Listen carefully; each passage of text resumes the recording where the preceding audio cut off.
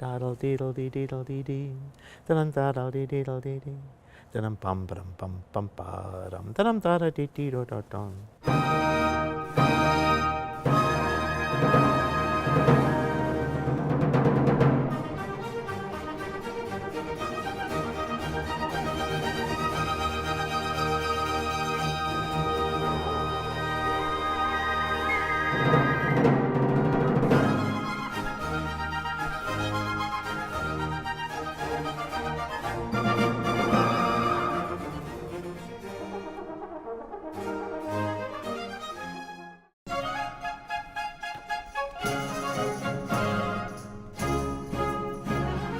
The Temple of Glory is kind of a Baroque variety show. All singing, all dancing, choral music, one of the largest orchestras that you could amass. So there's a constant change of tempo, of mood, of color, of character. It's the perfect family opera. We're doing what amounts to a period staging, using period instruments, beautiful period costumes, but also the whole of Zellerbach has been transformed into a Baroque theatre. And so this gives people an idea when they walk through the doors of Zellerbach that the concrete will disappear and they will see effectively the Paris Opera.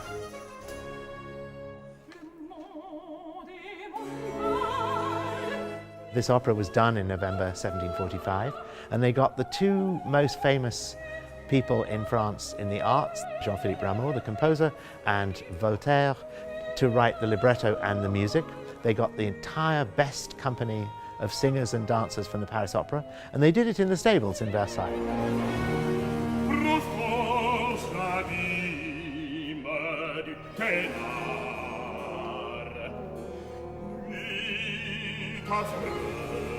The story, in a nutshell, is who will get into the Temple of Glory.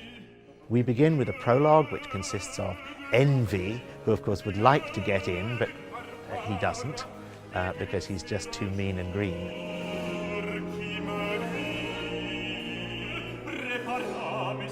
The next try is the Assyrian god of war, Belus. He does a lot of saber rattling, and then he sees the temple and he wants to get in. And once again, you can't get into the temple for being bloodthirsty. Bacchus is the god of wine and good times. He would like to have his conquered kingdom essentially be sort of Miami Beach with tunes. He tries to get into the Temple of Glory and they say, no, you're too much of a party animal. And he says, that's okay, because I like to party. I don't care if I don't get into the Temple of Glory. The only person who gets into the Temple of Glory is Trajan, or Trajan. Trajan gets in because he has become forgiving and he has pardoned his conquered nations.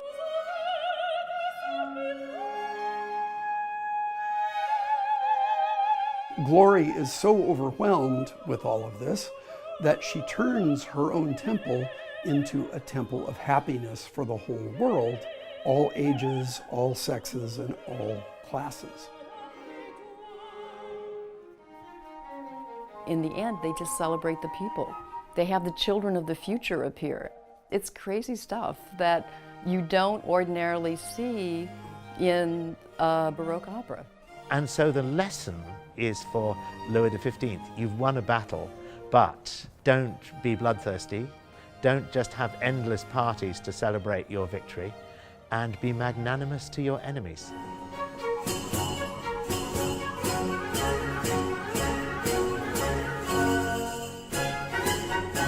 A lot of the story is told in the dance music because there are 30 arias and there are about 30 ballet numbers. And you can't see them as like two separate duties. They really have to be together. They loved their ballet, they loved their dancers, and the Paris dancers were of course the most famous in the world. It's a challenge because there is no dance score that corresponds with the music score. The only dance notes are the ones that are written into the manuscript. But there's also a notation system that was developed at the end of the 17th century that all of Europe used that recorded just as much about the dance as the music notation records about the music.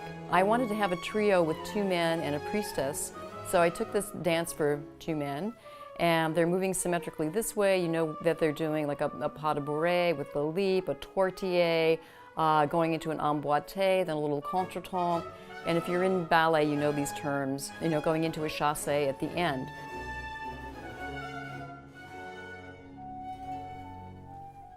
There's the Dance of the Muses, and I was able to contemplate their idea of the harmony of the spheres and the dance of the planets. You see them doing symmetrically geometrical patterns, and in addition to having the audience see it from eye level, I also wanted to emphasize the idea that, you know, the patterns that are danced on Earth are echoing the movement of the planets. This is their idea, and their idea was that it created a channel for goodness to come to the Earth. It's that kind of thing that I like to do with stage direction, is to bring in concepts, aesthetic concepts and philosophical concepts about life that are clearly explained in the opera if you look at them, and then to visualize that.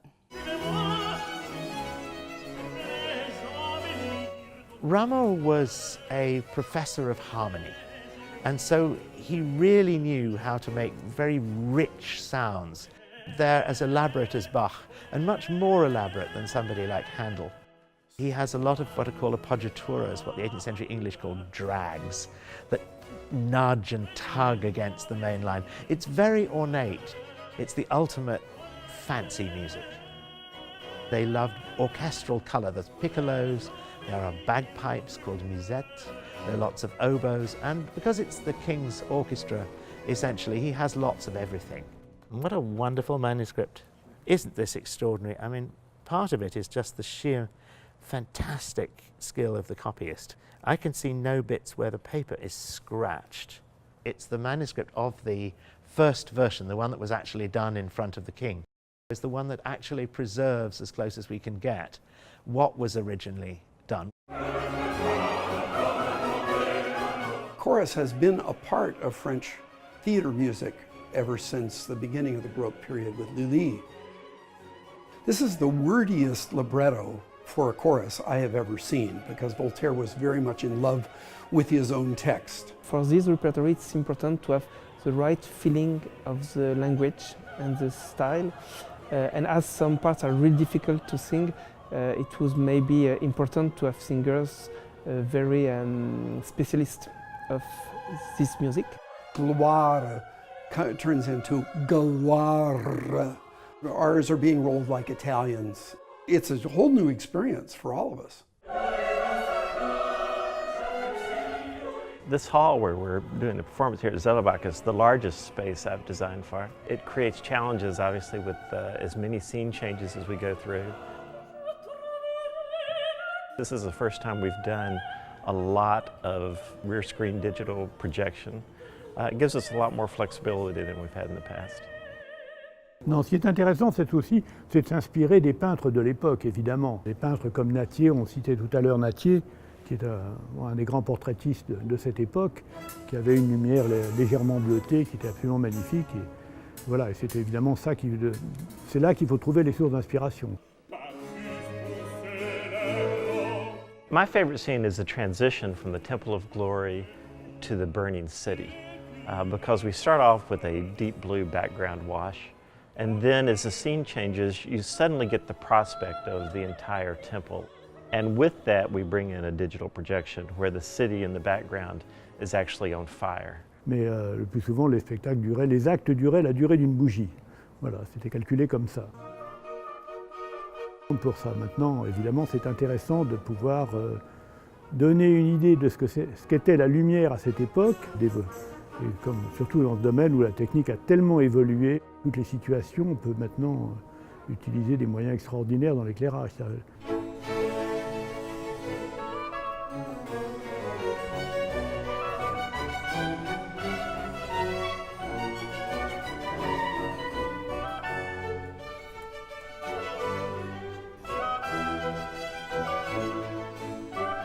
When I hear an opera, I'm immediately seeing pictures. I draw a picture.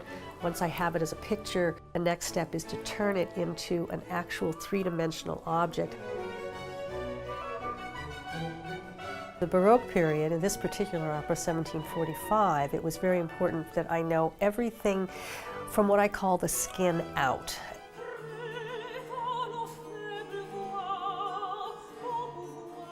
Women's underwear is incredibly important. If you don't get the underwear right, you might as well just go home. So I've learned about corsetry and paniers. This is called a boat panier. You can tell because it looks like a boat. It's worn on the waist of a dancer or a singer in a Baroque opera. It holds out the skirt in the correct silhouette that is needed to say, yes, I am a costume from the Baroque era.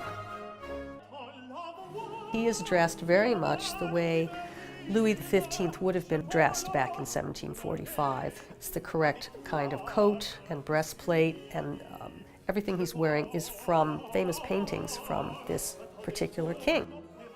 Creating an ostrich, our dancer is literally inside a ball of feathers. She uses her arm to hold the long neck of the ostrich, and she has a string she pulls that makes the mouth go open and close. It's really adorable. When I see the curtain go up on opening night, it fills me with a kind of joy that there's no other joy. Those are my children up on stage. Voltaire was trying to get a message across to Louis. Every rank, every age, every sex deserves happiness. I think that this opera has a modern resonance as to who makes a good ruler. He must govern everybody wisely and well, and modestly.